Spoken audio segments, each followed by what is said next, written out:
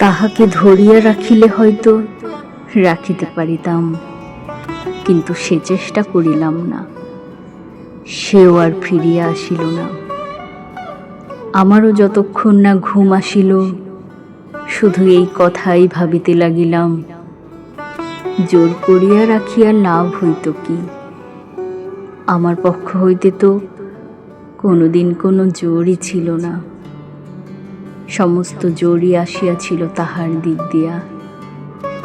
আজ সেই যদি বাঁধন খুলিয়া আমাকে মুক্তি দিয়া আপনাকে মুক্ত করিতে চায়, তো আমি ঠেকাইব কোন পথে?